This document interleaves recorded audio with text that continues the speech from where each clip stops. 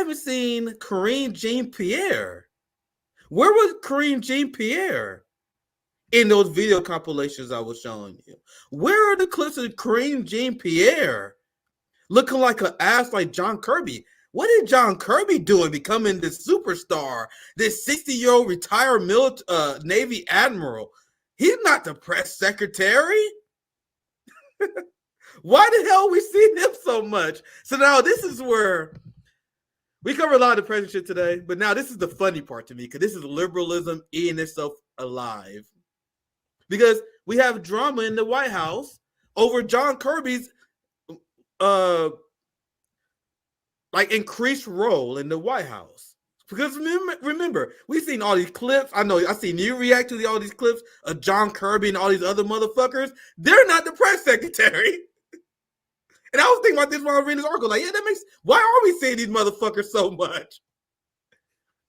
There is bombshell article in the New York Times that explains how the Biden administration essentially lost all faith in Karine Jean-Pierre, especially as someone who has to deliver these very important moments in a time where we are committing a genocide.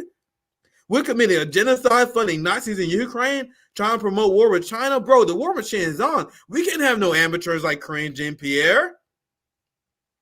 So when they introduced Karine Jean-Pierre, she was supposed to be the next superstar Democrat, the first ever young, black, gay, female press secretary. Now, look at this. The White House attributes Mr. Kirby's larger role to the flurry of international news and says he will brief less often once the Middle East crisis ebbs. But the perception in Washington that President Biden has allowed Mr. Kirby, who is white, to upstage a black woman as the face of his White House has turned her double act into a third rail subject. So now liberals are upset because the old white man is shining over the young black gay press secretary. So we don't have a first black gay face of genocide. We have a white face of genocide, which they're upset about. So I'm going to read this and I want to get your reaction to this. Mr. Kirby, and he's 60 years old, a retired Navy admiral.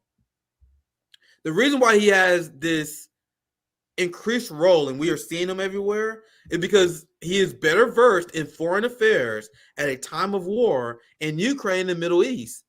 He evinces a clarity and comfort at the lectern that can sometimes elude Miss Jean-Pierre, who's apparently 49. I had no idea. Like, I literally fact checked this article. Like, bro, she's 49. Good for her. Like, I had no idea. I would have thought she was in her 30s. But she's essentially been replaced by John Kirby because the Biden administration lost faith in her. Now, I'm going to just play just a few seconds of this because this is obviously Fox News having a fun time with this. I'm going to just play this clip a little bit and I'll give you your last thoughts and we wrap up here. Monitoring the White House press briefing that is now underway with Press Secretary Karine Jean-Pierre and National Security Advisor Jake Sullivan.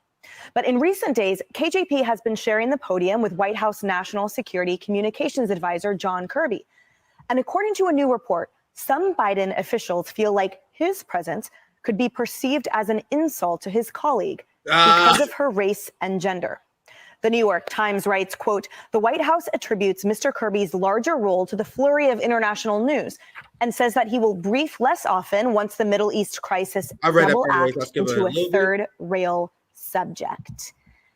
Kaylee, I have to admit what the insult I see and the insult I find is that assertion by the New York Times that reduces everything to gender and race, that has no place in Kirby's experience and prowess and the reason that he is there at the podium. And I venture to say KJP might feel the same way.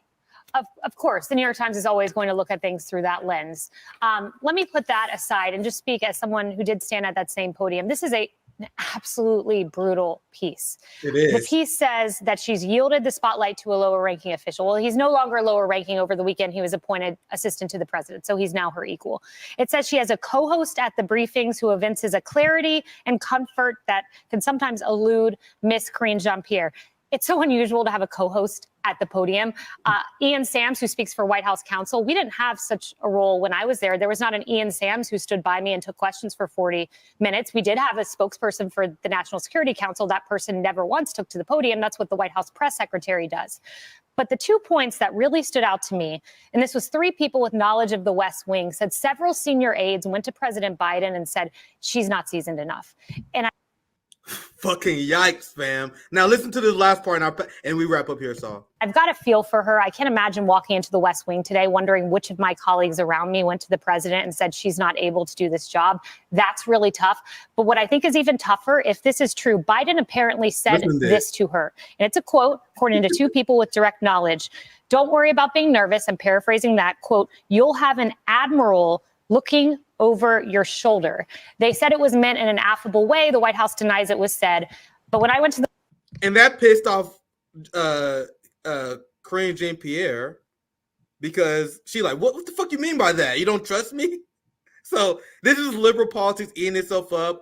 And the fact that she's 49 is not even good because the fact that I thought she was younger and inexperienced. No, she's just bad. But look at her, she's 49. That's crazy. But anyway, so any reactions? This is more of a lighthearted, funny story. I just found this funny, and this is why we see John Kirby instead of Karine Jean-Pierre. I never really thought about it until I saw the story. But I'll get your last thoughts, and we can wrap up. I know you're probably low on time.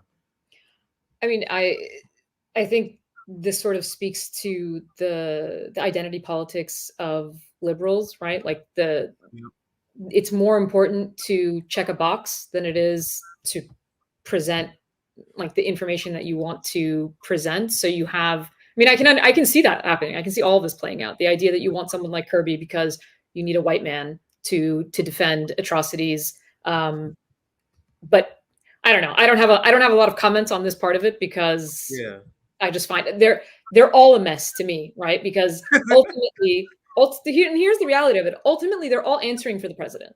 That's what their job is to do, right? They're not rogue agents. They are supposed to be part of his administration. He's the executive. And so he is the one who's making these decisions.